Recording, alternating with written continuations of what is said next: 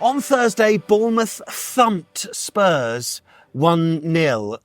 1-0. How can that be a thumping? Well, it was a game where Bournemouth had chances galore. It wouldn't have flattered Iraola's side if we'd won by maybe 3, 4 or 5, but relentless pressing, and we had a refusal to let Spurs even breathe when they had the ball. And look, we went a goal to the good, and despite the fact we had loads of opportunities, it ended 1-0. And Bournemouth, as a result, climbed to, what is it, Tom? I think we're 9th at the moment, aren't we? 9th. It's all right, you know. Look at the league table on screen now, and you'll see how close we are to the European spots. We are on 21 points. That is an excellent return for AFC Bournemouth after 14 games. All we need is a couple of points, and we could be up to 5th in the table. And look, there are some caveats over last night's game in Spurs fans' mind. We got loads of injuries. Yeah, so have we. We didn't have the centre-back partnership that we would usually have. And with a late change, what felt like a late change, we were all a little bit concerned about what would happen. Would Dean have a good performance? You can put your house on it. What a game he had for us, mate. What a night. Fantastic. 1-0 over Spurs. Another win over a Big Six club. Yeah. Yeah, no, it was great. It was more the man of the performance, wasn't it? I thought first half we were okay. We were the better side, but there wasn't. We weren't our scintillating best, but we done enough. And then second half, where I thought that they would come out with the traps and it would be really, really tough. Thought we were brilliant, and like you said, mate, we should have won by more. I mean, they got away with it to only lose 1-0. So weirdly, we weren't clinical, which we thought we need to be, but we were better defensively. We were. They couldn't get in at all, and obviously part of it, like we always say, there is an opponent to play, and they're not very good at the moment. I think a lot of they do lose a lot from their build-up from the back and stuff with obviously some injured players. But yeah, when they got up to them forward players, they weren't very good. I mean, Brennan Johnson's been on form, but didn't even really see him at all. Don wasn't very good. I thought Kulusevski tried to open things up, but apart from that, even like Maddison wasn't, I said in the preview that he was brilliant against us last season. I was a bit worried about him getting on the ball, but he looked really passive, and they took him off when they needed a goal. How much do you think that was them being poor or us making them poor, though? I think we got to have a lion's share of that. And I also think that players like your Tyler Adams, that just nicking things. It felt like we won every 50-50. It felt like every second ball we were on it first. But yeah, it was just really comfy, like it was against Man City and like it was against Arsenal. So. I watched the game back on Amazon, and I really like the fact that you could just hop onto Amazon Prime Video either on your app or on the website and just watch everything back. Now, they haven't got rights for next year because it's going to go just between Sky and TNT.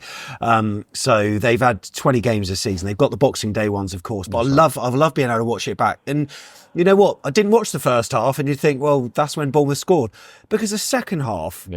I know that Spurs had about 15 minutes or whatever of pressure, but the last half hour, we were all over them, and it was probably some of the most entertaining, pulsating stuff that I've seen for a long time without us having scored. We just didn't let them breathe, as I said earlier.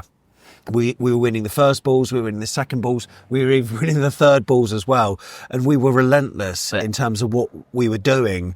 Yeah, they couldn't cope with us, could they? They couldn't at all. And it was so good to watch. And you know what this means, Tom? What does it mean?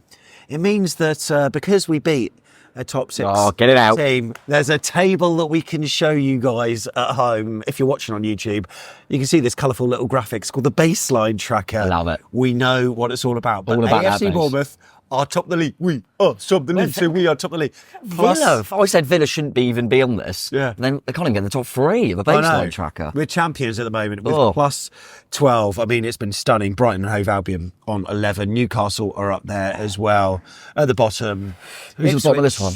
Who we're playing this weekend, Everton and Saints. How many tables can they be bottom of in one season? It's quite bad, really, at the moment. They're not having a brilliant season. They only lost 5-1 this week. I'll tell you what, they've got a brilliant possession versus shots not happening. Yeah, they're good at that. They're very good. If there's a graph for that, they're probably at the top right there. But look, blustery conditions at Dean Court on a 8:15 kickoff. No one wants that. Yeah, weird. Spurs fans, maybe you did get the last train back. I don't know. It sounds like a few of them were having a chat with Ange, so maybe not. Ange Postecoglu, as they were calling him. It's just who he is, mate. Teams come out and One big surprise, I suppose, for AFC Bournemouth, Tom. Yeah, Dean Huijsen in for Marcos Senesi. I mean, such a surprise that I predicted that. Weirdly, though, I predicted because I thought he'd rest him, but he's actually injured. And I think the main positive, obviously, that we'll get onto on Dean's performance is that Senesi's sounds like a significant injury. Yeah. And no one's talking about it too much because we were that impressed with Huijsen. We think, well, we know he can do the job. It's more now that we make sure nothing happens to the two that we've got. But we'll blow for Senesi. We were saying that Dean needs the time to be warming up. It seems like he did do his warming up before the game started. Wow. Yeah, no, definitely, mate. And yeah, it's obviously going to be a blow to lose Senesi. He's been great for us. But I do wonder now if he's been carrying that for a bit, because we said he's dropped off recently, so hopefully he's back sooner rather than later. But we've got a decent deputy by the looks of it. And then Lewis Cook was the only other one, wasn't it? Because we were wondering would he start or not over Adams. Yeah, and he started Adams, which was fine, obviously, and we expected Semenyo to come back in for Brooksy as well. I mean, for them, I did say in the end that Davis will probably have to start because of Romero going out, but I couldn't believe Archie Gray started over Porro. That's obviously a bit of a rotation there because Porro's a decent player for him. And and they put Kulusevski out wide, didn't play Son, which was obviously a surprise. Yeah. But they brought him on. But yeah, it's always interesting this time of year because you always see a few little players rested that you're not expected. And the hard thing to predict is that you don't know behind the scenes who needs a rest more than others. True, that's true. But both teams had good sides out and both had players on the bench that could impact it. Obviously, we had, Dango, for example, Brooksy, who's now shown he can. And Lewis, obviously, is normally a starter. And there are people, like Porro, Werner, Son. So, both teams had some options on the bench. But few players out for both. But I think the main thing for them, as I'm sure they're alluding to a lot, is they're missing both centre-backs. And that hurt them all game. Brennan Johnson was on the left. Whenever I've seen him, he's always been on the right. And, we spoke about it on the preview, like, we don't get him, we don't understand him. And judging by that first half, well, actually, most of the time he played on the pitch, he wasn't very good, to be fair. And I was glad that didn't bite me because I said he keeps scoring. But every time I've seen him, he's rubbish. And he was rubbish again. Yeah, he was. So, look, Bournemouth and Spurs started at 8:15, like we say, and it was a tentative opening. I thought the first half lacked a bit of quality, I would say. It wasn't a great watch for the neutral. Chances were fairly few and far between. I think Kulusevski had a shot that went down Kepa's throat. And then Dean Huijsen was called into action pretty early doors and ball over the top, sort of fluffed his lines trying to clear it. Dom Solanke in on goal. But Huijsen probably did enough to put him off, maybe, because Dom blazed over the bar. Oh, Benicophobic. That was hard. Yeah, it was. I always think it's harsh on Benic. He's got some big goals for us. Well, do you remember when we played Millwall? Yeah, when he scored. Away in the Championship, we were singing his name for two reasons. Yeah. One, because he missed, or someone missed. Yeah. And then one, because he was clapping us off. Yeah. It's just a bit of an ongoing joke, and it's weird. But it was, and I've said this enough times, but obviously Houghton's the one that ends up getting the goal, which we'll come on to. But the start of the game, he makes an error, and if Solanke finishes it, we're all going, oh God, this is us about Senesi. Huijsen may have lost a lot of confidence in 19. So really pleased that Dom fluffed that one. Even when he was running through, Dom I didn't feel like he was going to score. I don't know why. We closed the gap well enough, but it was a little warning sign, mate. It was. I thought they did have a couple of players that looked quality initially, like Basuma seemed to be running the show. He was looking good in midfield, yeah. Udogie was getting forward quite a lot as well. And it's like watching us, really, with the fullbacks getting, I mean, Archie Gray was on that right, his average position must have been right up there, especially in that first half. But look, then we managed to just forge a little way into the game a little bit. We were getting the ball back. We were being a little bit more tenacious. And then we managed, after a bit of pinball, I think Evan Nilsson had a shot, which was well saved by Forster, went away for a corner. And that was the corner that led to the first goal for AFC Bournemouth, the only goal of the game. But good chance for Evan Nilsson, sort of in the right place, right time. He just had to kind of snatch it in. It was a bit of a shot on the turn, a pirouetted shot, but it was straight at Forster. But it forged a chance to do a set piece, and it's not the archetypal Bournemouth set piece where you've got players moving around and stuff. I mean, what it was just Huijsen pretty much just inside the edge of the box, making a run around the back, and Tavernier found him. Yeah, I think it was that was obviously the key, is to get someone to go to the back post. But so the people in front, their job was to block the space, to stop anyone wondering that Houghton's coming around the back. I think initially it was Dragusin that was tasked with the job of marking Huijsen, and then he got like seduced by the ball a little bit when it was coming over. And when you look at it towards the end, he's nowhere near the. Yes, he was dragged out of position. Right. But yeah, but it's all about like we've seen before with different set piece routines we've had. The main thing is the delivery has to be right. And fortunately for Tav, it was a perfect one, and there he was, back stick, mate. Great Youngest Premier League goal scorer for AFC Bournemouth. Yeah, I didn't realise that. Do you know who it was? I'm guessing it's someone that was 20 then. Would it be someone like Fraser or Let's someone? not say his name. That was ridiculous. Just guess anyone. Say Glenn Murray if you want. Oh, Sam Surridge, did he score in the Premier League? No, he didn't. No, he never even played for us in the Premier League, did he? Or I can't remember. I think so. I don't know. Let us know if you know. I know he did during COVID, didn't he? But did he score? Oh, yeah, no, he didn't score. Got one disallowed against Scum. Let us know who was the youngest was it? before that, because I would love to know that. Yeah, not sure, not 100%. But yeah, it was really good header. And Dino. Everyone roaring his name, but he's just a chill guy, mate. So he just took it all in. What is that all about?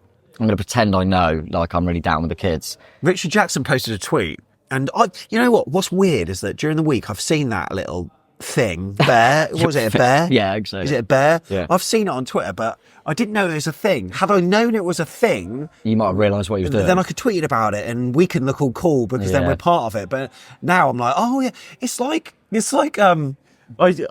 said this to you on WhatsApp earlier. Like I'm not much of a sort of movie buff, right? Yeah. And I'm not one who goes to the cinema a lot, but I play catch up on films. Like there are some big films that everyone would expect that everyone in the world has seen. Oh, you're bad. I probably haven't. Right? Christmas film, you are awful, by the way. Christmas films, I'm not seeing Die Hard, for instance. I've not. That's tragic. I mean, this Christmas I'll do it, but I tend to watch films like years down the line, right? And then when I'm watching films, I'm like hearing the quotes that people say in everyday life, and I just thought, oh, that's what people say. Right. I'm like, all you're doing is like, for instance, not this quote, but like, you're talking on me. Like, not that quote, because I know that's from a film. But people say things like that, and I'm just like, oh, he's just saying something. And I'm like, oh, you're just copying from a film. Yeah, I know. But anyway, that was what I was seeing on Twitter. I didn't know what the hell it was. Now I know, in hindsight. And he's just a chill guy.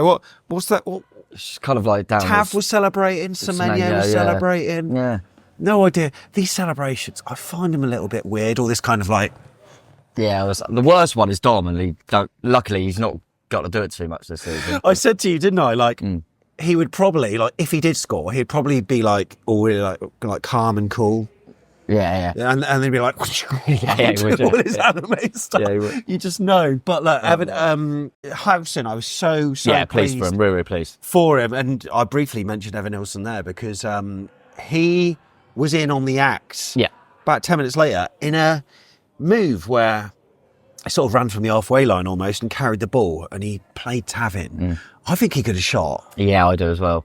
I think he could have shot. Yeah, Tav was blatantly on offside. Blatantly. Yeah. It looked quite obvious. It's always interesting because where we are when we're sat in the crowd, do you think it looks obvious? He must have not seen the angle that we obviously did, and obviously clearly didn't think he was. But I thought it was really obvious. So I completely passed it. But he was causing problems again, mate. Ever he's if he starts getting a few more goals, he does feel quite complete, doesn't he? There's not too many flaws to his game, I don't think. Yeah. What was really interesting about that move? So Spurs had it on the halfway line, and they were just playing it sideways. I think Maddison tried a quick 1-2, and so in about 5 seconds of play, they'd moved like 3 meters up the pitch.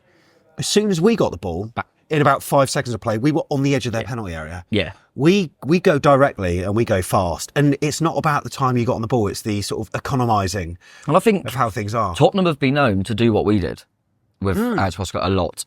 And I think this is where, not talking about it too much because we'll obviously do previews and stuff, this is where it'll be really interesting to see how we do in the next few, particularly at the weekend against Ipswich, because Ipswich will try, like we did with Tottenham, go, you have the ball, and then we can't do that because we've got it all. So it was going to be a completely different game. But yeah, I felt like we allowed them to have it because we knew that they wouldn't be as good with the ball.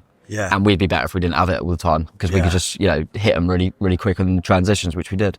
Right, so we spoke about Tavernier with the excellent assist for the corner, and he was nearly in on the act as well. The header. Did you see it? I mean, you'd seen it on the replays, right? Yes, it was 42 minutes. Yeah, I've seen it. Yeah, replays. Kirkes and Clivert, some really good sort of one-touch stuff, and it freed Kirkes up to in a not dissimilar move to against, was it Man City or Arsenal, where he cut from that left. Oh, yeah, yeah. Someone, I can't remember. City, yeah. Like all our wins against the big six clubs, Too many, you know, they just merged into one. Yeah. Put the ball across, Tav was there. Snapshot header, it came at him so quickly and he got what he could on it. Forced a good save, by the way. It's probably his best save of the game, actually, Forster. So I think that's the thing we'll probably dip into, is for the amount of chances we had and the amount we should have scored. We didn't make Forster make too many like unbelievable saves, but that was probably his best or one of. So yeah, that was a, like I say, nice move, and it was good. It's always good to end the half like that. I thought the atmosphere was a little bit flat, by the way, throughout that game. And a few people on the forums have been saying it as well. And I think maybe there's sloppiness and untidiness, and the fact that there was never really sustained moments of pressure for either side. I mean, Spurs fans I didn't think were particularly good, but then neither were we. Sometimes if we were relentless, we'll get behind the side a little bit more, maybe. I don't know. Yeah, we always say, I mean, when we used to regularly do like kind of away day shows, we used to always caveat and go, home fans are never as good as the away fans, because just the way it is. And normally, yeah, we're not great home fans like loads ain't, but away fans normally just keep going whatever the score, and they're all there for the day out, and we're quite good away, I think. I did think, it's not a dig, I thought they were the worst away fans we've had. Yeah, they barely sang. Yeah, I mean, I think they're a bit disillusioned with don't get me wrong, there was a lot of context to it, because they were absolutely rubbish. And it wasn't like they were getting sustained pressure to kind of, do you know what I mean, lift them really. So, yeah, maybe we were. I didn't really think about that. I didn't feel too dissimilar. Just, every time it got a bit quiet, we just shouted Dino. Yeah, but we were probably a little bit nervous as well. Because we know what it's like when you keep missing chances. Spurs have got the second best second half record in the Premier League. So that was something that glad I didn't know that. Fans would have been mindful of. So yeah, onto the second half then. And it's quite interesting because watching the game against Fulham and I suppose other games that Spurs have had is they have a little kind of 10, 15-minute storm every so often. Yeah, it feels like that. And I felt like it. Surely was next to me does, because he's got family that supports Spurs as well. Yeah. And if Bournemouth managed to weather this storm, then we'll be absolutely fine. Yeah, you just got to kind of weather that period. And that turned out to be the case, really, because they had a lot of the ball, but Kepa wasn't overly tested. I remember there was a punch that Kepa had to make that then found Porro on the edge, and it was a really good half volley that he then did well to save again. I thought that was excellent from Kepa. Maddison had a half chance where he pirouetted on the edge of the 6-yard box, put it wide. But other than that, we know that they had a disallowed goal as well with Son, but they didn't overly test us, did they? No, they looked quite toothless, I felt. It looked like they were just knocking it around without anything. I said to my mate, who's a Tottenham fan, who messaged me after, saying, because obviously he lives in Bournemouth, he's Tottenham fan, I was so glad I couldn't go to it, because obviously he asked me the week, because I can't get it. So I said, there's no chance, mate, it's gold dust. Coming to Bournemouth. And he said, I was so glad I couldn't go, because I watched that and that was painful to watch. And I said to him, I said, it's almost like they're frigid. Have you ever, do you know that word? I haven't used that since school. No, nor have I. God, long time ago. Apparently I was. There's just no penetration. Do you know what I mean? Like, they're just kind of going, and you go, all right. I mean, the only fear you have is that you go, it would be typical Bournemouth if they score. It's nothing to do with them. It's to do with your own. But like you said, Kepa wasn't overly worked. But I will say that Kepa, without being overly worked, just felt a little bit more. I felt like he looked more composed in general. So as well. A few punches that were good, and he just, when he got the ball, he looked good. So I was pleased for him. But yeah, they just didn't hurt us, mate. And like you said, once we weathered, so to speak, that little bit of play they had, then they never looked like getting in. Like Kepa looks different every time I see him. Like sometimes he's got like slick back hair. Yeah, he does change his hair. And so genuinely, right, he could walk past me in the street and I wouldn't know it was him. Genuinely. Honestly, he'd probably have an Alberino in his hand, you know. maybe. But look, from one of the chances that Spurs had, the ball was in the left back position with Tavernier. Tavernier was just like, oh look, I can see Justin Kluivert over there on the opposite side of the pitch by the halfway line, picks out a worldie of a pass, and he's got to then beat Udogie, beats him with ease, and then he's through on goal. Not dissimilar sort of run to Semenyo against Luton, that kind of angle. He had ever square, decided to shoot, and Forster made a good save there, but really, look at it afterwards, and Shearer on the co-coms on Amazon, he should have squared that, he really should have. Yeah, no, he definitely should have, mate. It was, like you say, it was a nice move again that comes from them, because they had a corner, but we managed to quickly get up the other end. Like you say, really good ball from Tav, and Justin was causing problems, but yeah, he just made the wrong decision there, to be fair. And like I say, it was an all right save from Forster, but yeah, ever was there. There's a few times where you just think, in their moments, sometimes we just make the wrong call. Yeah. And he's obviously well confident after scoring a hattie against Wolves, but you know what? You got to give him credit for at least getting in that position and beating Udogie for pace like that, because he's no slouch. Yeah, Udogie's quick. And I didn't realise that Kluivert is actually that rapid sometimes. I thought, I mean... He's got good acceleration, hasn't he? Yeah, very good acceleration. Yeah. But look, you probably don't notice as much because he's playing on that 10. Like, if he was wide, I think you'd notice it more. Yeah. Do you know what I mean? Because he's not running at fullbacks. You tend to notice the quick players when they're wide. It's so weird, and you know, people were obviously trying to get behind Kluivert after that, and we're singing did Justin Kluivert, like what? Which in the song, but that's his home song. It's so stupid because home fans can't seem to make a good song, because they at home we sometimes sing Senesi, did it right? We never do that away because we're not idiots, the ones that go away, but when we go away, we sing a good Kluivert song. But it's like the home fans don't realise. It's so weird. It's like two different... That's the same as Jordan Zamora, who had a different North Stand song. You told me that. I wouldn't know because I stay in the same seat. Jordan Zamora, runs down the wing for me. Never heard us sing that, because we had a proper one in my stand where I sit. Exactly. It's like get holder. Changes were made then. Son came on. He came on for Sarr. Which meant that Johnson was back on the usual flank. Yeah, and Kulusevski come inside, didn't That's right, exactly. And that's how I thought they'd start. Yeah, that's exactly how I thought. So basically, they've named a team. They're not doing very well. So Ange went and done what I said he should do in the preview. Yeah. Just saying, if you're watching on YouTube, the match timeline is on screen, and from this point there was a bit of a flurry of activity, both on and off the pitch, because there were plenty of changes being made, but Son almost had an instant impact, as we said, scored with his, I think maybe it was his first touch. Christie lost the ball, and Kulusevski had a shot after Dom Solanke played him in, but when he did have that shot, Son, who tapped in the rebound, was offside. But after that, this is where the chances galore after this. Yeah. Weirdly, Son coming on, I thought it was going to be more dangerous for them. It wasn't. It was Dango coming on 5 minutes after that. And Dango, such a weird player. The weirdest footballer in the world. He changed the game. Yeah, he did. He's got explosive pace, but he didn't. I can't explain it, because he didn't. I mean, he could have had 3 or 4 goals. I mean, if you're a Bournemouth fan watching this, you know us going, I don't really know that makes sense, because that's Dango. And what you've got to give him credit for at the moment is he's perfect sub. Players tire, he comes on, you're getting, especially when you're winning, there's loads of gaps on the counter, and he's so quick, and his energy, and how many shots did he have? I don't know, about 4 or 5, something like that. He cut in on his right foot, all of them went over the bar, and you said something earlier on about where our missed shots are going. Yeah, they're all over. We keep hitting them over. I think Tav had a good chance to get over. I think Semenyo smashed one over. But, yeah. And also, Tav, I do remember having one that went wide. A shot from outside. Yeah. And Christie at the post. But other than that, every single shot we had, I swear, went over. Look, we had 21 shots, by the way. That's decent. Dango had 18, I think. 12. Dango seemed to have a lot of them. Yeah, it's a difficult one with Dango, because like you say, you go, well, he made a really good impact. But and to be fair to him, there was a few balls he put in. The weren't his fault that we didn't go the end of it. They were good balls. But and then the step overs. His step overs are so strange. I don't think he's making any advantage. Alex it's just like Alex Deutsch on the vlog, if you watch the vlog, he made a really good point. Like, I've never seen someone do step overs with such straight legs. Yeah, it's weird. It's like that. And it is. It's so bizarre. But for some reason, he does change the game. I'll tell you, he reminds me of, he's a much better player, in my opinion, Dango. But do you remember when Mousse used to come on? Yeah. And you wouldn't really know what he's doing. No. But it'd sometimes work. Yeah, just little. But yeah, Dango did well. And there was one that he smashed over the bar. It was an awful finish, but he made it on his own. Yeah. To his credit. But yeah, so he did help us. It was the right sub, I felt. And we're lucky that when he takes Kluivert off, that Tav seems like now he's getting quite comfortable coming inside. Yes, and playing that 10 role. And that's why he ended up getting that chance that he then hit over the bar by a good run. So yeah, the changes helped us more than they did them.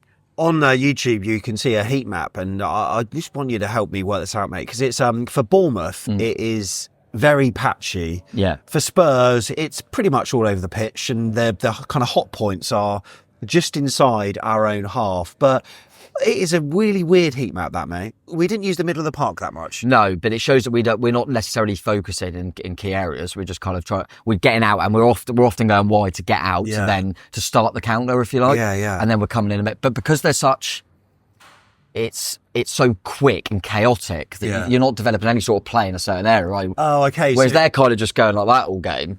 So that goes back to my point that I said earlier about where we got from one point to another point so within quickly. 5 seconds. Yeah. It's not like we did it over 50 seconds where it would become hotter on the heat map. It is chaos. It is chaos. And I go back now and you think it seems like a long time ago when we got Andoni Iraola. Yeah. And we were kind of going, when we didn't start great.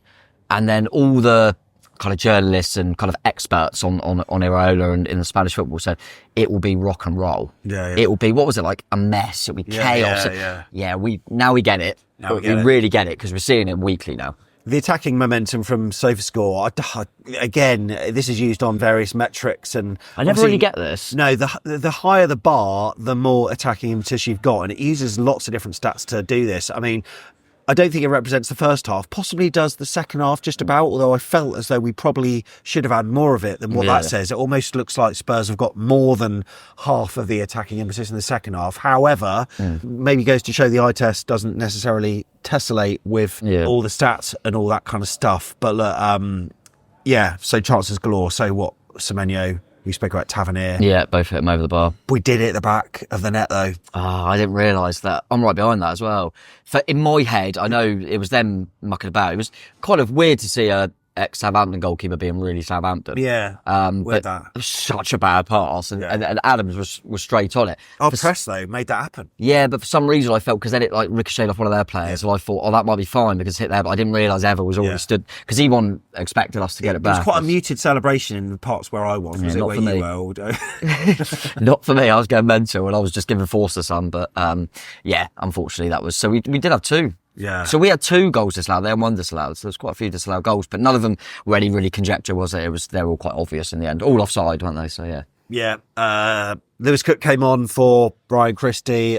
Spurs made a few changes, and then on 85 minutes we made a triple sub. And in my mind, I was like, oh my god, this is quite brave and risky, but really. Yeah. When you're making the change, I mean, all of those players, Unai came on, Billing, Brooks, they're all in the attacking 4. Yeah. So it's not like, defensively or in the midfield, you're still keeping the structure. You're still keeping the structure. I think the Lewis one was the interesting one because I knew Lewis would come on at some point. Yeah. But it just shows how good Tyler Adams has been. Yeah. Because it's for Christie. Because Adams looked like he had more energy than Christie. And that's what I think it is. And when we're playing well, we're 1-0 up, we're doing really well, you think, well, why would you make a treble change? It's purely for energy. Because Iraola looks at it and goes, there's no way these 3 can continue that high press. So just bring all of it. And unfortunately at the moment, not in a disrespectful way, but Unai and Bill in particular, because Brooks has started to show it, but still ultimately overall he hasn't shown it a lot, are probably not the style of player for the press that Andoni would ideally want. Yeah. And equally, I think so.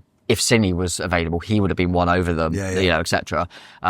But what ends up happening is he just goes, it doesn't matter because I need energy. So even though they're not quite the ideal player, I'll chuck them on because these players are down on their feet. Yeah. And to be fair, it didn't affect the game. I didn't think it affected the game in terms of them looking any more dangerous. No. Dango was still the one getting in. It wasn't, unfortunately for Unai, it's not quite happening. Billing was fine, didn't get involved too much, but done everything fine. I think Brooksy, to be fair to him, won a few little corners where it was quite intelligent, just to run the clock down a little bit, but they didn't really need to do too much. And I do wonder as well if Unai, I know it's for Ever's thing, but also at the end of a game when you 1-0 up, they're probably going to chuck some balls in the box, corners, he's going to be there. Your comment on the fan cams, I'm not going to repeat it now, but I didn't hear it at the time because I was just liaising. He was coming on next, but I watched it back. I really want to.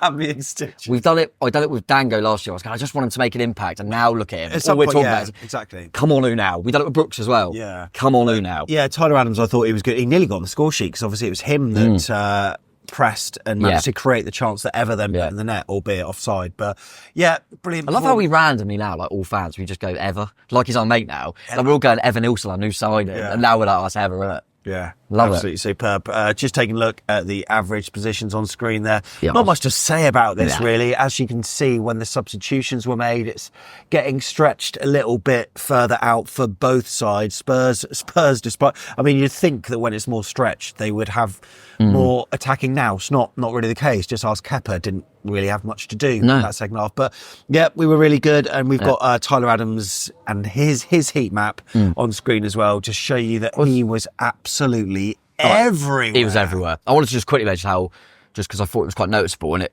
proved my point then when you put up the average positions. So I wanted to make sure I was right with my eye test. We often say if Tottenham fans don't know, it's always Zabani and Senesi are centre halves. Yeah. And Zabani's normally the deep one, and Senesi's the one that is aggressive and comes in. This time, I felt like, and it showed it there, Huijsen was actually the one that was a bit deeper sometimes. Yes, he was, yeah. And I wonder if House seems really comfy on the ball, and it's almost like maybe he's just come in. We can't expect him to be all aggressive and all that. And he kind of sat back as a bit more composed. And also, he's the get out of jail. He's like the Lloyd Kelly, in terms of pace, because he's quicker than Senesi. Yeah. Whereas Senesi, you want a little bit higher up because you've probably got a better passing range, actually, Senesi. But yeah, that was just something that I noticed. We saw Tavernier's heat map on the average positions there as well, and my God, he got everywhere as well on that pitch. If you compare him with sort of Antoine Semenyo, his work rate looks a lot better, and I actually think that he probably played better than Semenyo yesterday. Cliver, maybe Christie as well, but for some reason he's the one. A few fans seem to put a bit of heat on him. I don't get it. Happens every season. We had a massive spell where it was Adam Smith, by the way, who's just pocketed 3 wingers in a game and still rolling back the years. But it feels like we had a spell when it was Christie, by the way. Yeah. But it feels like it's definitely Tav at the moment, which I just think is because he's not getting the numbers. And he got an assist last night. Would have got another assist if Cliver had finished. But and he had chance himself, which I think another day. People just go, "Oh, do you want Tav hit that one over the bar when he should have scored?"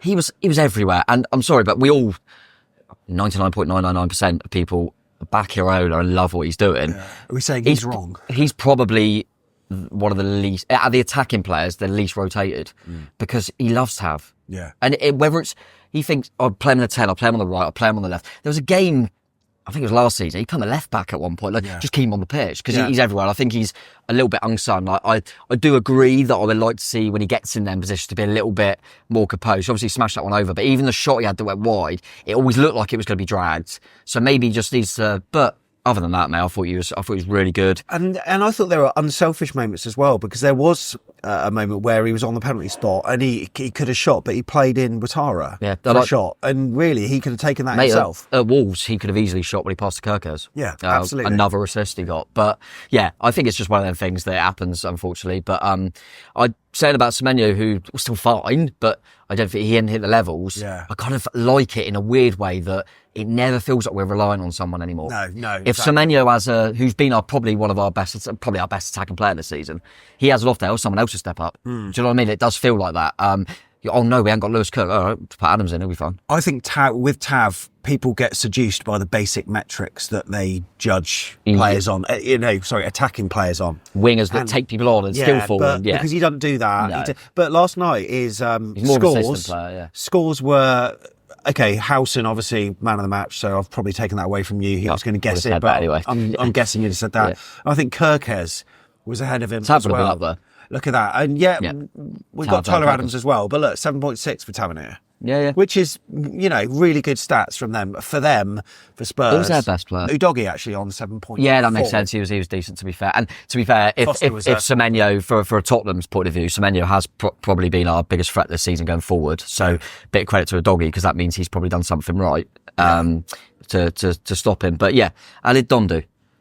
Dom didn't do too well. 6.1. Oh, in fact, nearly the lowest score with Drag Us In, who was dragged out. Good joke, that. Good joke. So where does this leave us now then, mate? I mean, on the verge of Europe, Ipswich coming up. We're losing. We've got to do a preview tomorrow for this, mate. We have to turn this one around. Yeah. Worried. Yeah. They haven't won at home yet, have they? Nope. Stinks of Leicester. It's all going to be about that first goal, and I know that sounds stupid, but we'll go on to it in the preview, obviously, in more detail. But yeah, I think that Leicester game, people just go, "Oh, we're crap at Leicester game." We had loads of chances. The problem was we gave them a lead, so then they go, "God, we're not going to do all game." sit back, let them have the ball. Whereas if we score first, make them open up, they might get a bit jittery because they don't want to own. So I think we need a fast start, but I do think we have to rotate a little bit. But this is where we're going to be judged now. You can Arsenal, City, bloody Tottenham. But now we've got to go to Ipswich. So bring it on. Wait, looking forward to it. Look, the preview tomorrow is going to be shorter. We'll try to make it 15 minutes because we know that not everyone's got time to watch hour-long shows today, tomorrow, the day after. But it's been a pleasure whether you've been listening or you've been watching Up the Ches. We are 9th in the league. Oh, lovely. Oh. Come on. Chill guy. I want to do it. I don't know how to do it. Because does he put his hands in his... I don't think he's got it. Has he got pockets? Oh, I don't know. Let's act like... At least I think we made it look like we were young there.